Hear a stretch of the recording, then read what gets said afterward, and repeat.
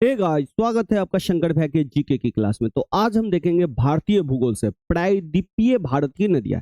इससे पहले हमने हिमालय नदियों को खत्म किया हुआ है। अगर आपने नहीं देखा है तो जाइए उसे भी देख लीजिए। अगर आप इस चैनल पर नए हैं तो चैनल को सब्सक्राइब करें, बेल आइकन को जरूर दबाएं और अपने ज्यादा से ज्यादा दोस्तों को शेयर करें। तो चलिए बिना किसी देरी के शुरू करते हैं। ठीक है, हमने पिछले क्लास में अपवाह तंत्र को, पिछले टॉपिक में जो है अपवाह तंत्र को मेजर दो हिस्सों में बांटा हुआ था। एक हिमालय नदियां और एक प्रायद्वीपीय नदियां है। इसके बारे में हमने इसकी विशेषताओं के बारे में भी काफी सारी बातें की हुई थी, क्योंकि वहां से भी क्वेश्चन आती है। तो विशेषताएं भी आप लोग कंप्लीट कर लीजिएगा। फिर हमने हिमालय नदियों में तीन प्रमुख नदियां, सिंधु नदी और उसकी सहायक नदी, गंगा नदी उसकी सहायक नदी, ब्रह्मपुत्र नदी और उसकी सहायक नदियों को हमने बारी बारी से पिछले टॉपिक्स में हमने कवर किया हुआ था। और आज हम कवर करेंगे प्रायद्वीपीय नदियां। तो देखिए, प्रायद्वीपीय नदियों में आपके एग्जाम दृष्टिकोण से उतना ज्यादा इंपॉर्टेंट नहीं है। हिमालय नदियां से क्वेश्चन जो है 80% पूछा जाता है और प्रायद्वीपीय नदियों से जो क्वेश्चन है बच्चा पार्टी वो 20% के आसपास पूछा जाता है। तो इसलिए प्रायद्वीपीय नदियां की जो तीनों नदियां, चाहे गोदावरी, कावेरी, कृष्णा, उन सबको हम एक ही वीडियो में कवर करके चलेंगे। तो चलिए स्टार्ट करते हैं। ठीक है, सबसे पहले हम कवर करते हैं गोदावरी नदी। ठीक है, गोदावरी नदी का जो उद्गम है वो नासिक जिले से है और वो जो जगह है जहां से क्वेश्चन बराबर बनता है वो है त्रिम्बकेश्वर या त्रिम्बक। तो दोनों नाम याद रखिएगा, त्रिम्बकेश्वर भी उसी को हम बोलते हैं, एग्जाम में बराबर पूछा जाता है। तो गोदावरी का जो उद्गम स्थल है वो त्रिम्बकेश्वर है, नासिक जिले से। इसके बारे में जो सबसे इंपॉर्टेंट है, प्रायद्वीपीय भारत की जो दक्षिण भारत की जो नदियां है, प्रायद्वीपीय नदियों को हम दक्षिण भारत की नदियां भी कह सकते हैं। दक्षिण भारत की नदियों में से सबसे बड़ी नदी है। ऐसे अगर बात करें कि पूरे भारत में जो सबसे बड़ी नदी वो कौन है, गंगा। अगर भारत में बहने वाली नदियों की बात करें तो गंगा सबसे बड़ी है। अगर सिंधु, गंगा, ब्रह्मपुत्र, गोदावरी, कृष्णा, कावेरी में बात करें तो सबसे ज्यादा बड़ी है सिंधु नदी। लेकिन भारत में वो ना सिर्फ 1100 किलोमीटर के आसपास बहती है। तो ये ध्यान रखिएगा, दक्षिण भारत की सबसे बड़ी नदी है। और गोदावरी को जो है ना दक्षिण भारत की गंगा भी कहा जाता है। बहुत ही पवित्र नदी है दक्षिण भारत के लिए। अब बात करें कि गोदावरी की कुछ सहायक नदी है, जैसे वर्धा, पेनगंगा, वेनगंगा, प्राणहिता, इंद्रावती, सबरी, ये कुछ इसके प्रमुख नदियां हैं गोदावरी के। अगर गोदावरी अपवाह तंत्र की बात करें तो ये महाराष्ट्र में, मध्य प्रदेश में, छत्तीसगढ़ में, उड़ीसा में, तेलंगाना में, आंध्र प्रदेश और कर्नाटक में ये नदियां बहती है। यानी कि जरूरी नहीं है कि गोदावरी नदी इन राज्यों से जाती है, इनकी सहायक नदी भी है ना इसमें आ जाता है। ठीक है, तो सहायक नदी जिस भी जगह से गुजरती है वो उसके अपवाह में शामिल हो जाती है। अगर हम गोदावरी नदी के प्रमुख शहरों की बात करें जो उस नदी के तट पे है, तो बहुत इंपॉर्टेंट शहर याद रखिएगा, नासिक और राजमुंद्री, जो गोदावरी के तट पे हैं। ठीक है, अब चलते हैं, थोड़ा सा देख लेते हैं। ये देखिए, ये है दक्षिण भारत का मैप। ये जो देख रहे हैं ना, ये है गोदावरी नदी। ठीक है, ये गोदावरी नदी है जो यहाँ पे डेल्टा बनाती है। ध्यान रखिएगा, इस साइड जो भी नदियाँ गिर रही है बंगाल की खाड़ी में, बे ऑफ बंगाल, बंगाल की खाड़ी में जो भी नदी अपना पानी गिरा रही है वो यहाँ पे डेल्टा बनाएगी ही बनाएगी। इस बात को भी ध्यान रखिएगा। इधर वाली जो नदियाँ है वो डेल्टा नहीं बनाती है, ये बनाती है ज्वारा नदमुख। ये भी ध्यान रखिएगा। डेल्टा क्या होता है ये आपको मैंने बता दिया है। तो चलिए, ये गोदावरी है, इसको हम मैप में बारी बारी से देख लेते हैं। देखिए, त्रिम्बकेश्वर से गोदावरी नदी निकलती है, पूरब की ओर बहती है और बंगाल की खाड़ी में अपना पानी गिरा देती है। ठीक है, फिर इस नदी में तीन नदी आपस में मिलती है, पेनगंगा, वर्धा और वेनगंगा। पेनगंगा, वर्धा और वेनगंगा तीनों नदियां मिलती है एक जगह पे, और तीनों नदियां जब मिलती है तो उसको हम बोलते हैं प्राणहिता। प्राणहिता जो है गोदावरी में मिल जाती है। फिर बात करें तो इंद्रावती जो उड़ीसा राज्य के कालाहांडी जिले से निकलती है वो गोदावरी में मिल जाती है। किस तट पे मिलती है तो आपको पता होगा, बाएं तट पे ये दोनों नदियां मिल रही है, क्योंकि नदी है ना इधर की ओर बह रही है। इधर की ओर बह रही है तो अगर हम अपने आप को अगर नदी में डाल दे तो हमारा बाया इधर होगा और दाया इधर होगा।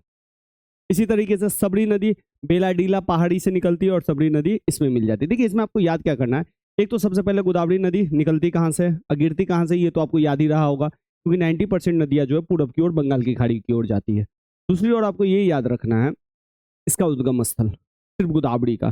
तीसरी बात आपको ये याद रखना है किसकी सहायक नदियां कौन कौन सी, क्योंकि सहायक नदियों से डायरेक्ट क्वेश्चन आता है कि निम्नलिखित नदियां किसकी सहायक नदी है।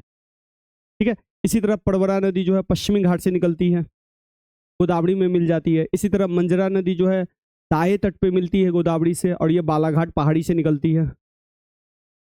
तो इसमें से आपको बस गोदावरी के बारे में याद रखना है और इसकी सहायक नदियों के बारे में याद रखना है। इस सबको याद रख सकते हैं तो अच्छी बात है, नहीं याद रख सकते तो कोई ज्यादा कठिनाई वाली बात नहीं है। अगर आप उस स्टेट के हैं जहां से ये नदियां बहती है तो आपको इन छोटी मोटी नदियों के बारे में भी जानकारी होनी चाहिए। अब देखिए, अब ये देखिए त्रिमकेश्वर से गोदावरी नदी, ये जो काली नदी है उसको मैंने गोदावरी नदी बनाया। अब इसमें देखिए ये जैकवाडी डैम है जो गोदावरी नदी पे है, ठीक है। इसी तरह मंजरा देख रहे हैं, ये मंजरा नदी है, इस पे है ना निजाम सागर डैम है, ठीक है। इसी तरह अगर आप देखिएगा तो गोदावरी नदी पे ही आगे पोलबरम डैम है। तो इन नदियों को अब इन डैमों को आप याद रख सकते हैं, ठीक है। अब चलते हैं थोड़ा सा कावेरी। कावेरी नदी जो निकलती है वो ब्रह्मगिरी पहाड़ी से निकलती है, बारहमासी नदी है। अच्छा एक बात ध्यान रखिएगा, दक्षिण भारत की जो भी नदियाँ हमने पढ़ा है, प्रायद्वीपीय नदी, उसमें मैंने आपको एक विशेषता बताई थी कि ये नदियों में ना 12 महीने पानी नहीं रहती है, लेकिन दक्षिण भारत की या प्रायद्वीपीय नदियों में से एक नदी ऐसी है कावेरी नदी जिसमें 12 महीना पानी रहती है, वो है कावेरी। 12 महीना पानी क्यों रहती है, उसका जो मेन कारण है वो है मानसून। कावेरी नदी इधर की ओर बहती है, जब मानसून आता है तो भी यहाँ पे बारिश कर देता है, तो यहाँ पे पानी आ जाता है। और जब मानसून वापस लौटता है जो हम जलवायु में देखेंगे, फिर भी ये बारिश यहाँ पे कर देता है, तो दोनों तरफ पानी मिल जाता है इसको, इसलिए इसको बारहमासी नदी कहते हैं, ठीक है। अच्छा एक बात ध्यान रखिएगा, भारत में जो दूसरा सबसे बड़ा जलप्रपात है शिव समुद्रम, ये कावेरी नदी पे ही बनता है। चलिए कमेंट करके हमें बता दीजिए कि भारत का सबसे बड़ा जलप्रपात कौन है। अगर आपको नहीं पता है तो कोई बात नहीं, मैं बता देता हूँ, ये है कुंचिकल। तो ये भी ध्यान रखिएगा, कुंचिकल जलप्रपात, ठीक है। तो दूसरा जो सबसे बड़ा जलप्रपात है वो शिव समुद्रम जो है कावेरी नदी पे ही बनती है। कावेरी नदी की अगर सहायक नदियों की बात करें तो बाएं तट पे, दाएं तट पे है। बाएं तट पे हेमावती, लोकापवनी, शिमशा, अकड़ावती। उसी तरह दाएं तट पे है लक्ष्मण तीरथ, भवानी, अमरावती, सुवर्णवती। अगर कावेरी नदी की प्रमुख शहरों की बात करें जो कावेरी नदी के तट पे है, वो है तिरुचिपल्ली, तंजावुर, श्रीरंगपट्टनम और मैसूर। अब आते हैं थोड़ा सा भैया कावेरी नदी। देखिए ये है कावेरी नदी, ये यहाँ से कावेरी नदी ब्रह्मगिरी पहाड़ी से निकलती है और कावेरी नदी फिर बाद में आपको बंगाल की खाड़ी में गिर जाती है, ठीक है। अच्छा ध्यान रखिएगा, कावेरी के इधर जो है कृष्णा नदी है, ठीक है, और कृष्णा नदी के इधर उत्तर में है आपकी गोदावरी नदी, इस चीज को भी थोड़ा ध्यान रखिएगा। अच्छा सबसे साउथेस्ट नदी नहीं है, सबसे साउथेस्ट नदी है एक वैगई नदी जो यहाँ से बहती है, ठीक है। तो अगर आपसे पूछा जाए दक्षिण भारत की या भारत की सबसे दक्षिणतम नदी कौन है, तो हम उसका जवाब देंगे वैगई। तो ये भी तथ्य ध्यान रखिएगा क्योंकि वैगई के बारे में भी एग्जाम में पूछा गया है। अब आते हैं मैप, ठीक है। ब्रह्मगिरी पहाड़ी से निकलती है और इस तरह से बहते हुए ये बंगाल की खाड़ी में गिर जाती है, ठीक है बच्चा पार्टी। अब आते हैं, देखिए कावेरी नदी में जो बाएं तट पे ना हेमावती मिलती है और ये हेमावती नदी जो है बल्लारायन दुर्ग पश्चिम घाट से निकलती है। अगर याद रख सकते हैं तो रखिए, लेकिन ये इंपॉर्टेंट है, इसको याद रखना है आपको। हेमावती के बाद लक्ष्मण तीरथ जो है ब्रह्मगिरी श्रेणी से निकलती है और वहीं पे एक डैम बनाती है, ठीक है। इसके बाद वायनाड जिले से कबानी निकलती है और कावेरी में मिल जाती है। इसी तरह सिमसा नदी जो है महादेश्वर पहाड़ियों से निकलती है और कावेरी नदी में मिल जाती है। इसी तरह जो है अकड़ावती नंदी हिल से निकलती है और कावेरी नदी में ये मिल जाती है। इसी तरीके से भावनी जो है नीलगिरी पहाड़ियों से निकलती है और ये कावेरी नदी में मिल जाती है। नीलगिरी पहाड़ी आपको याद होगा कि जहाँ पे पूर्वी घाट और पश्चिमी घाट जहाँ पे मिलते हैं, इधर पश्चिमी घाट था, इधर पूर्वी घाट था, ये जो जहाँ पे मिलती है उसी को हम बोलते हैं नीलगिरी पहाड़ियाँ, ठीक है। अब न्योल नदी जो है पश्चिम घाट से निकलती है और बाद में ये कावेरी नदी से मिल जाती है। और फिर लास्ट में जो है अन्नामलाई पहाड़ी से आपकी अमरावती नदी निकलती है और फिर ये यहाँ पे मिल जाती है। तो कुछ इस तरीके से हमारा पूरा नदियाँ था, कावेरी नदी के बारे में था पूरा मैप, कहाँ कहाँ से बहती है, कहाँ कहाँ से कौन कौन से सहायक नदी। याद क्या रखना है, मेन कावेरी का उद्गम तो ये है ब्रह्मगिरी पहाड़ी, और दूसरी बात कावेरी की जो सहायक नदी है, बस इसको याद रखिए। सहायक नदी कहाँ से निकलती है वो ज्यादा याद नहीं रखना है। अगर आप दक्षिण भारत के निवासी है तो थोड़ा बहुत बच्चा पार्टी आपको याद रखना पड़ेगा। चलिए अब देख लेते हैं भैया, देख लीजिए। देखिए ये कावेरी नदी जो है इसको, अच्छा ये भी देख लीजिएगा, ताल कावेरी भी बोलते हैं इसको, ठीक है बच्चा पार्टी। ब्रह्मगिरी पहाड़ी ताल कावेरी, ये भी तथ्य थोड़ा याद रखिएगा, एक आध दो एग्जाम में ताल कावेरी ऑप्शन में दिया हुआ था, ठीक है। अच्छा कावेरी नदी हेमावती रिवर और लक्ष्मी तीरथ जहाँ पे मिलती है, यानी कहा जाए तो हेमावती रिवर और लक्ष्मण तीरथ रिवर जो कावेरी नदी में जहाँ पे पानी मिलाती है, वहीं पे एक बहुत बड़ा डैम है जिसको कहा जाता है कृष्णराज सागर डैम, ठीक है, ये कर्नाटक में, ठीक है बच्चा पार्टी। इसी तरह कबानी रिवर पे देखिए, ये कबानी रिवर है, इस पे एक डैम है, इसको कबानी डैम कहा जाता है, ठीक है। और यहाँ पे देखिए आपका कावेरी नदी पे जो है यहाँ पे है शिव समुद्रम फॉल्स, यानी कि जलप्रपात है, जो भारत का दूसरा सबसे बड़ा जलप्रपात है। फिर कावेरी नदी पे देखिएगा स्टेनले या मेट्यू डैम है, बहुत इंपॉर्टेंट है तमिलनाडु का, कई एग्जाम में पूछा गया। भवानी नदी पे एक भावनी डैम है, ठीक है। न्योली पे एक शहर है कोयम्बटूर, तो ये भी ध्यान रखिएगा, ये कोयम्बटूर शहर है। फिर ये अमरावती रहा, ठीक है। तो इस तरीके से ये नदी रहा, और इसमें डैम वैम अगर आप याद रख सकते हैं तो और अच्छी बात है। अब आते हैं लास्ट नदी कृष्णा नदी के बारे में। देखिए, प्रायद्वीपीय भारत की दूसरी सबसे बड़ी नदी है। प्रायद्वीपीय भारत यानी दक्षिण भारत की सबसे बड़ी नदी कौन थी? गोदावरी। इसके बाद कौन है दक्षिण भारत की सबसे बड़ी नदी? कृष्णा। इसका जो उद्गम है वो महाबलेश्वर में है, महाराष्ट्र में, ठीक है। इसके सहायक नदियों की बात करें तो तुंगभद्रा है, कोयना है, घाटप्रभा है, मलप्रभा है, मूसी है, भीमा है। ये इसकी कृष्णा नदी की सहायक नदी है। इसमें से जो आपको याद रखना है, कृष्णा की जो सबसे बड़ी सहायक नदी है वो है तुंगभद्रा। इंपॉर्टेंट है, इसलिए मैंने ये फैक्ट दिया। देखिए, मैंने जो भी लेशन आपके लिए तैयार किया है, जो भी प्रेजेंटेशन आपके लिए तैयार किया है, वही फैक्ट्स मैंने डाला है जो 99% या 100% पहले एग्जाम में आए हुए हैं और आने की संभावना है, ठीक है। तो ये नहीं कि मैंने एक्स्ट्रा डाला हुआ है, ठीक। जैसे आपको याद होगा कि गंगा की सबसे बड़ी सहायक नदी है यमुना, एग्जाम में आया हुआ है। इसी तरह कृष्णा की सबसे बड़ी सहायक नदी है तुंगभद्रा, एग्जाम में आया हुआ है, तो इसलिए मैंने आपको दिया। अच्छा, एक बात ध्यान रखिए, कृष्णा नदी या गोदावरी नदी, याद होगा आपको, कृष्णा नदी गोदावरी नदी इधर से, कृष्णा नदी इधर से, इन दोनों नदी मिलकर यहाँ पे भारत का दूसरा सबसे बड़ा डेल्टा बनाती है। भारत का जो सबसे बड़ा डेल्टा है, कमेंट करके आप जरूर हमें बताइए, ठीक है। अच्छा, कृष्णा नदी का जो जल विवाद है, जल को लेके है भारतीय राज्यों में, दक्षिण भारत की नदियों को लेके हमेशा विवाद रहा है दक्षिण राज्यों में। इसका कारण है क्योंकि इन नदियों में 12 महीना पानी नहीं रहती है। अब पानी की कमी तो पूरी दुनिया में है, तो इसलिए जल विवाद हमेशा रहता है। तो कृष्णा नदी जल विवाद को लेकर आंध्र प्रदेश, कर्नाटक और महाराष्ट्र के मध्य ये हमेशा विवाद रहता है। और कृष्णा नदी की बात करें तो इस पे जो प्रमुख शहर है वो विजयवाड़ा। मैं कृष्णा नदी की बात कर रहा हूँ, ठीक है। मूसी पे आप देखिएगा हैदराबाद है, तो मूसी की मैं बात नहीं कर रहा हूँ, सिर्फ कृष्णानगर की बात कर रहा हूँ, ठीक है।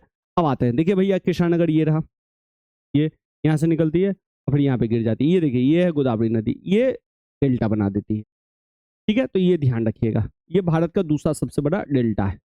अब आते हैं भैया, महाबलेश्वर से निकलती है महाराष्ट्र से, और फिर ये बंगाल की खाड़ी में पूरब की ओर बहते हुए बंगाल की खाड़ी में अपना जल गिरा देती है।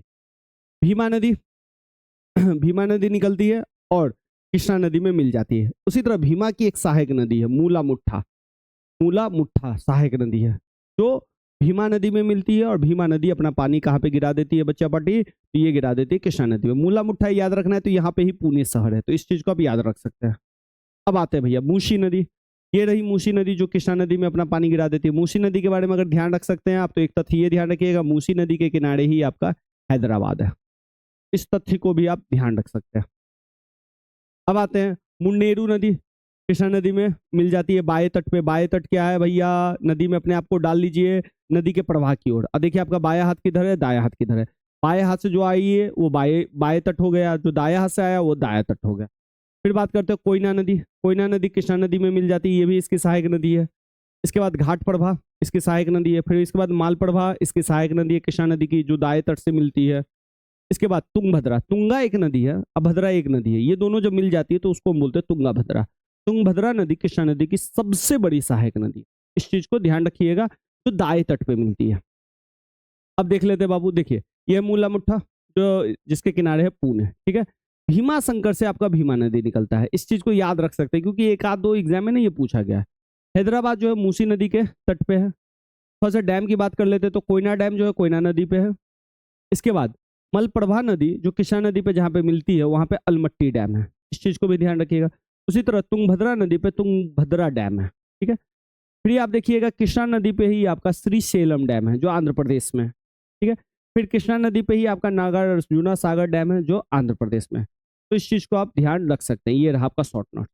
अब आते हैं भैया, जो नदी है उद्गम है दक्षिण भारत की, उसके बारे में अगर महानदी की बात करें। अच्छा, ये सभी इंपॉर्टेंट है, थोड़ा सा ध्यान रखिएगा। महानदी जो है ये निकलती है छत्तीसगढ़ से सिंगवा श्रेणी से।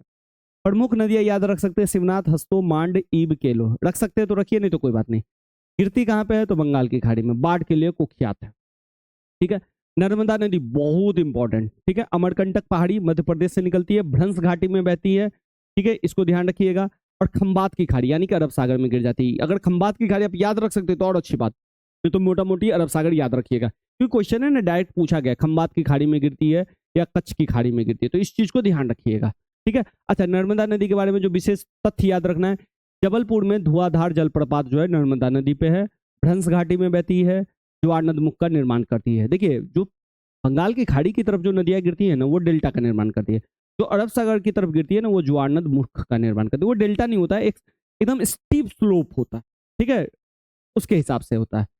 ताप्ती नदी मध्य प्रदेश के बैतूल जिले से निकलती है, खंभात की खाड़ी अरब सागर में गिर जाती है, बहुत इंपॉर्टेंट है। भ्रंश घाटी में ये भी बहती है, ज्वार नदमुख का निर्माण करती है, अगेन इंपॉर्टेंट। इस पे भी मैं स्टार बना देता हूँ एक तरह से, ये स्टार तो नहीं है ये। साबरमती नदी अगेन इंपॉर्टेंट, अरावली श्रेणी से निकलती है। पाकल हथमती ये नहीं याद रखिएगा चलेगा, खंबात की खाड़ी में अगेन गिर जाती है, अरब सागर। साबरमती के किनारे अहमदाबाद शहर स्थित है, ठीक है। माही नदी अगेन इंपॉर्टेंट, मेहर जल झील से निकलती है, विंध्याचल के पश्चिम में है, खंबात की खाड़ी में ये भी गिर जाती है, अरब सागर में। कर्क रेखा को ये 2 बार काटी, इस तथ्य को ध्यान रखिएगा, ठीक है, बहुत इंपॉर्टेंट है। लूनी नदी अगेन इंपॉर्टेंट, देखिए बाबू जिस जिस पे मैंने हच बना दिया वो बहुत इंपॉर्टेंट है, ठीक है। ये अरावली श्रेणी से निकलती है, कच्छ के रन में विलीन हो जाती है, यानी अंतःस्थली, यानी कि इसके पास इतना जल नहीं है कि वो बंगाल की खाड़ी में या अरब सागर में जा पाए, इसलिए अगेन इंपॉर्टेंट बहुत हो जाती है। राजस्थान की बहुत महत्वपूर्ण नदी है, रेगिस्तान की गंगा भी यह कहलाती है, ठीक है। तो जिस जिस पे स्टार बनाया उसको तो भाई रट लीजिए। अब आते हैं मांडवी, बेलगाम जिला कर्नाटक से अरब सागर में गिर जाती है। दूध सागर और ब्रजपोहा जलप्रपात ये बनाती है। शरावती नदी शिमोगा जिला कर्नाटक में अरब सागर में गिर जाती है, करसोप्पा जलप्रपात बनाती है। और जोग फॉल जो है, जोग जलप्रपात इसी नदी पे है। भरत पूजा या पुन्नानी अन्नामलाई पहाड़ी से अरब सागर में गिरा देती है, केरल की सबसे बड़ी नदी है, याद रखना है तो रख सकते हैं इसको। स्वर्णरेखा छोटा नागपुर का पठार है, बंगाल की खाड़ी में गिरती है, जमशेदपुर स्थित है, तो स्वर्णरेखा नदी को याद रखिएगा जमशेदपुर के लिए। वैतरणी नदी बंगाल की खाड़ी में ये भी गिर जाती है, ठीक है। वैगई नदी, वैगई नदी वर्षनाथ पहाड़ी से निकलती है, पाक की खाड़ी में गिरती है, और ये भारत के दक्षिण की सबसे अंतिम नदी है, तो इसको याद रखना जरूरी है। पेरियार अन्नामलाई से वेवनाथ झील में गिर जाती है, केरल की सबसे लंबी नदी है। देखिए केरल की सबसे बड़ी नदी जो है वह है पोन्नानी भरत पूजा, लंबी नदी जो है पेरियार, ठीक है। अब कुछ अन्य नदियों के बारे में देख लेते हैं जो एग्जाम में कई बार आता है, जैसे कांगो नदी। कांगो नदी अफ्रीका महाद्वीप में बहती है और दूसरी सबसे लंबी नदी है। सबसे लंबी नदी जो है नील है, नील के बाद कौन है भैया, कांगो, ठीक है। यह भूमध्य रेखा को 2 बार पार करती है, 2 बार पार करने का मतलब है ऐसे करके होता, ठीक है, तो इसलिए 1 बार 2 बार हो जाती है, ठीक है। नील इसका उद्गम भूमध्य रेखा पे विक्टोरिया झील है, याद रखिएगा नील दुनिया की सबसे बड़ी लंबी नदी है, ठीक है। यह नदी कर्क रेखा और भूमध्य रेखा दोनों को काटती है, यानी कि जो कर्क रेखा जाएगा, ये देखिए मान लीजिए ये है आपका भूमध्य रेखा और ये हो गया आपका कर्क रेखा या मकर रेखा, उसको ये काट के निकलती है, ठीक है। लिम्पोपो मकर रेखा को 2 बार पार करती है। बड़मेजो दक्षिण अमेरिका की नदी मकर रेखा को 3 बार काटती है, तो बड़मेजो के बारे में ये ध्यान रखना है, मकर रेखा को 3 बार काटती है और दक्षिण अमेरिका की नदी है। माही कर्क रेखा को 2 बार काटती है, ये भारत की नदी है, बहुत अगेन इंपॉर्टेंट। ये सारे जो फैक्टर जो कुछ अन्य तथ्य देख रहे हैं बहुत इंपॉर्टेंट है। नील नदी अगर दुनिया की सबसे बड़ी नदी की बात करें तो वह है अमेजन नदी, जो ब्राजील में है, दक्षिण अमेरिका में है, तो इस तथ्य को भी ध्यान रखिएगा। तो चलिए आज के लिए इतना ही रखते हैं। अगर सेशन अच्छा लगा तो लाइक कीजिए, कमेंट करके हमें बताइए और अपने ज्यादा से ज्यादा दोस्तों को शेयर करिए।